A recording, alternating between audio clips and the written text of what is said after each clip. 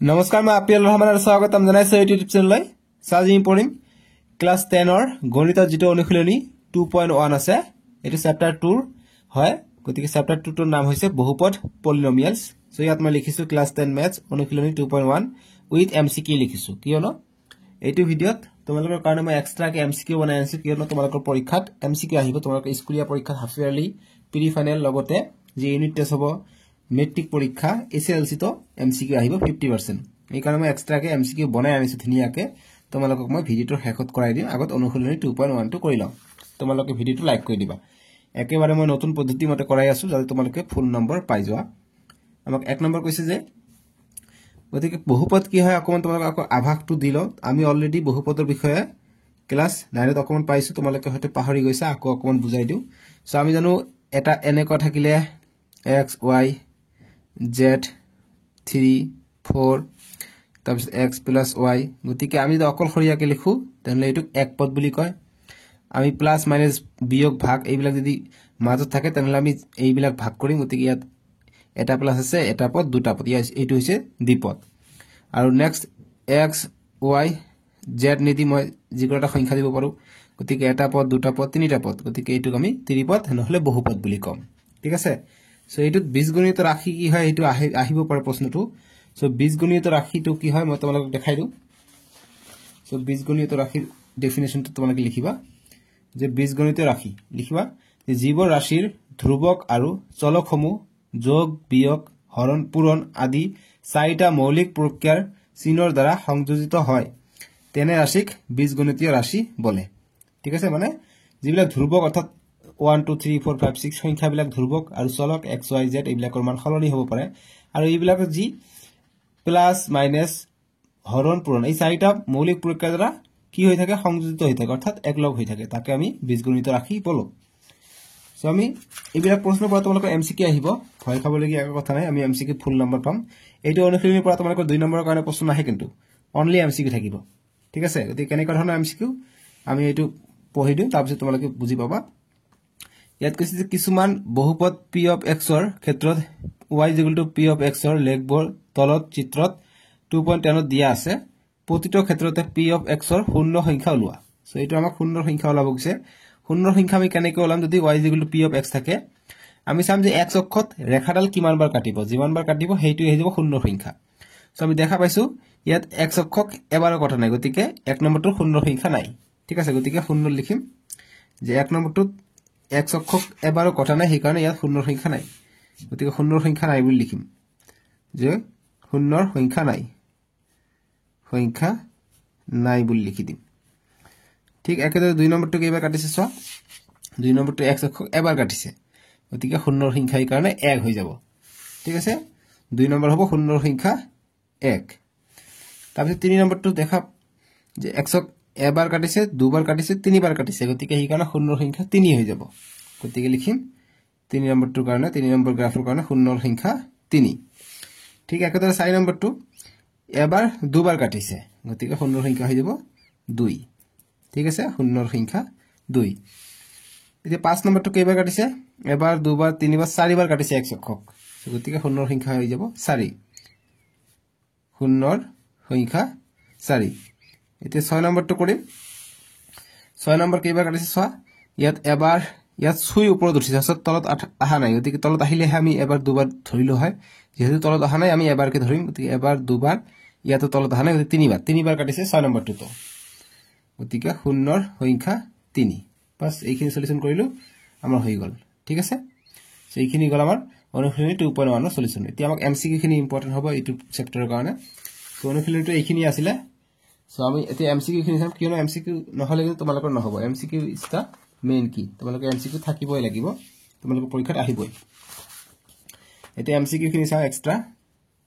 MCQ chapter 2 exercise 2.1 ৰ পৰা এক নম্বৰ প্ৰশ্ন দিছো যে এটা বহুপদ ৰাশিৰ লেখটোৱে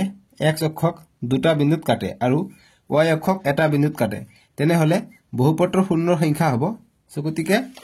আমাক কৈছে আমি ইয়াতে দেখা পাইছো কি যে x অক্ষক দুটা বিন্দুত কাটে অৰ্থাৎ x অক্ষক যদি দুটা বিন্দুত কাটে তেনে হলে শূন্য সংখ্যা 2 হ'ব ঠিক আছে গতিকে আমি যদি লেখটো আঁকিব যাও এটা বহুপদ ৰাশি কৈছে গতিকে এনেকুৱা এটো হৈছে x এটো y y dash x dash o x কৈছে যে এটা বহুপদ ৰাশি লেখটোৱে x অক্ষক দুটা বিন্দুত কাটে অৰ্থাৎ x অক্ষক দুটা বিন্দুত কাটিলে এনেকৈ যাব লাগিব নহলে ওপৰ দি আহিব লাগিব x অক্ষক দুটা বিন্দুত কাটিছে আৰু y অক্ষক এটা বিন্দুত কাটে গতিকে y অক্ষত এটা বিন্দুত কাটিছে এতিয়া বহুপদৰ শূন্যৰ সংখ্যা কিমান হ'ব এটা আৰু 2 গতিকে 2 হ'ব ঠিক আছে এটা অপচনখিনি চাও কৈছে কমেও এটা নহব কমেও দুটা গতিকে কমেও দুটা নহব তাৰপিছত এইটো হ'ব পাৰে দুটা আছে গতিকে কমেও দুটা আছে এইবাৰ যে সি নম্বৰ খুব বেছি দুটা গতিকে খুব বেছি দুটা এইটোৱে ঠিক হ'ব কিয়নো কাৰণ বেছিকে বেছি আমি দুটা পাম তাৰ বেছি আৰু নাপাম আৰু দিছে খুব বেছি এক এইটো নহব কমেও দুটা গতিকে কমেও দুটা মানে দুটাৰ বাহিৰে আমি আৰু পাব পাৰো কমেও দুটা মানে তিনিটা থাকিব পাৰে গতিকে খুব বেছি 2 এইটো হৈ যাব আমাৰ সঠিক উত্তৰটো মানে দুটা থাকিব পাৰে তাৰ বেছি থাকিব নোৱাৰে এতিয়া 2 নম্বৰ এমসিকিউটো দিছো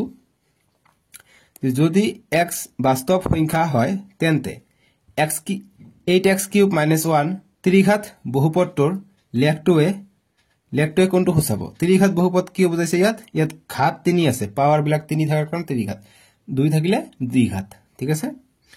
গতিকে তে লেখটোৱে কি বুজাইছে কৈছে যে x অক্ষক দুটা বিন্দুত ছেদ কৰে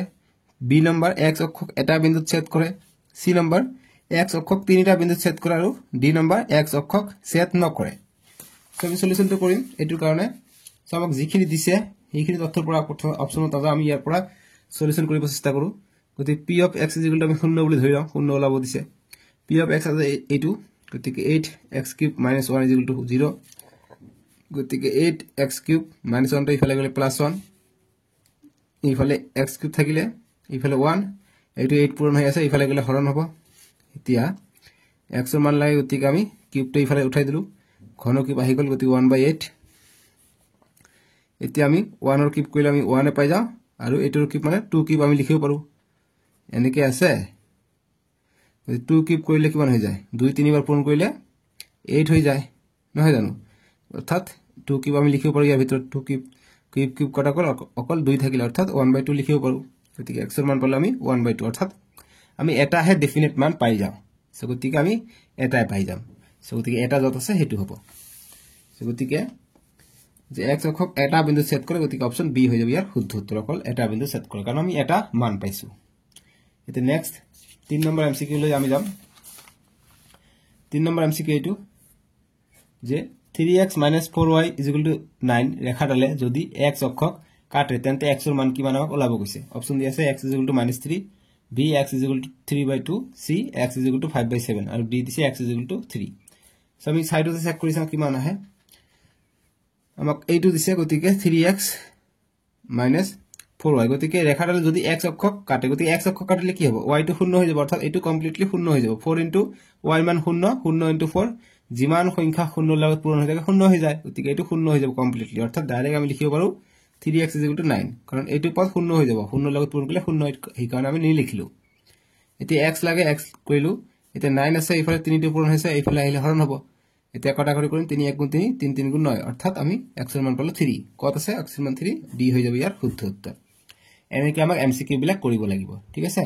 সো আৰু মই এক্সট্ৰাকে এমসিকিউ লৈ আহিম তোমালোকৰ পৰীক্ষা আহিব দিয়ক মেট্ৰিক পৰীক্ষা আগে আগে